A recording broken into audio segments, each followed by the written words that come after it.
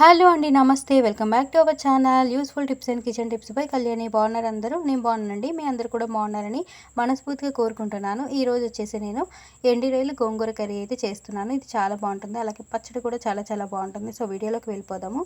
So వీడియోలోకి వెళ్ళినట్లయితే చూడండి, నేను ఫస్ట్ తలకాయలు అలాగే తోకలు అన్నీ శుభ్రంగా చేసి పెట్టుకున్నాను. ఇప్పుడు వీటిని అయితే నేను నానబెట్టుకుంటున్నానండి. ఇవి నానబెట్టుకుంటే దానిలో ఉన్న డస్ట్ అంతా కూడా వచ్చేస్తుంది. ఒక అరగంట పాటు నానబెట్టుకుంటే సరిపోతుంది. అండ్ ఇప్పుడు చూసారు కదా, ఇట్లాగా ఒకసారి కడిగేసుకొని మళ్ళీ ఇంకా ఫ్రెష్ వాటర్ పోసుకొని నానబెట్టుకోండి. అండ్ దీనికి కావాల్సిన మెయిన్ ఇంగ్రీడియంట్ వచ్చేసి గోంగూర అనమాట. చాలా ఫ్రెష్గా ఉంది సో ఆకు అనేది. అండ్ ఇప్పుడు ప్రాసెస్లోకి వెళ్ళిపోతే ఫస్ట్ వచ్చేసి నేను స్టవ్ అయితే ఆన్ చేసుకొని పెనం అయితే మూకుడైతే పెట్టేసుకున్నాను. అండ్ అందులోకి ఆయిల్ వేసుకుంటున్నానండి. ఆయిల్ వచ్చేసి ఒక 5 టేబుల్ స్పూన్స్ వేసుకున్నాను.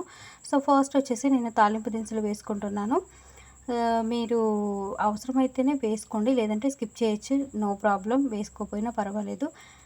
జీలకర్ర వేసేసి మనం డైరెక్ట్గా పచ్చిమిర్చి, ఆనియన్స్, కరివేపాకు అన్నీ వేసేసుకోవచ్చు.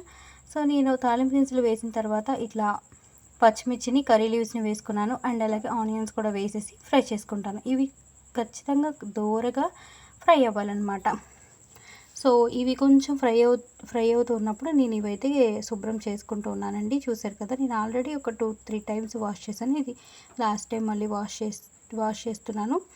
మంచిగా క్లీన్ అయిపోయింది. ఇప్పుడు ఆనియన్స్లోకి పసుపుని అలాగే సాల్ట్ని వేసేసి మంచిగా ఫ్రై చేసుకుంటున్నానండి నేను. ఇలా పసుపు ఉప్పు వేయడం వల్ల ఇంకొంచెం బాగా ఫ్రై అవుతాయి అన్నమాట. సో త్వరగా ఫ్రై అవుతాయి. అండ్ ఇప్పుడు మంచిగా శుభ్రంగా నీట్గా కడిగి పెట్టుకున్న ఈ ఎండి రొయ్యల్ని వేసేసుకుంటున్నానండి. సో నాకైతే చెప్తూ ఉంటేనే నోట్లో నీరు ఊరిపోతూ ఉన్నాయి అన్నమాట. క్రేవింగ్స్ ఎక్కువైపోతున్నాయి. సో చూసారు కదా, ఇట్లా కొంతసేపు సన్నటి మంటలో మగ్గనిచ్చాక ఇలా గోంగూరను ఫ్రెష్గా వేసేసుకొని ఒకసారి కలిపేసుకుంటే ఈజీగా మగ్గిపోయిద్దండి. మీరు కావాలంటే సపరేట్గా మళ్ళీ మగ్గబెట్టుకోవచ్చు. నేను కొంచెం ఉంది కాబట్టి వేసేసాను అనమాట. వేసేసిన తర్వాత అది కూడా కొంచెం ఫ్రై అయిన తర్వాత ఇందులోకి అంటే పచ్చి వాసన పోయిన తర్వాత ఇలా కారం అయితే వేసుకుంటున్నాను. కారం కూడా వేసేసి కారం అంతా చక్కగా ఫ్రై అయిపోయిన తర్వాత ఇందులోకి కొంచెం వాటర్ అయితే యాడ్ చేసుకుంటున్నానండి. ఎందుకు అంటే గోంగూరలో ఎక్కువ గోంగూర వేయలేదు కదా, వాటర్ అనేది ఎక్కువ రిలీజ్ అవ్వలేదు అనమాట. సో గ్రేవీ కన్సిస్టెన్సీ కోసం నేను కొంచెం వాటర్ అయితే యాడ్ చేసుకున్నాను. అంతే గైస్, ఎంతో టేస్టీగా ఉండే గోంగూర ఎండు రొయ్యల కర్రీ రెడీ. నచ్చిందా? సో నేను చేసిన ఈ రెసిపీ మీకు ఎలా అనిపించింది? నచ్చితే తప్పకుండా లైక్ చేయండి, షేర్ చేయండి, సబ్స్క్రైబ్ చేసుకోండి. మరొక వీడియోతో మళ్ళీ కలుద్దాం. Bye friends.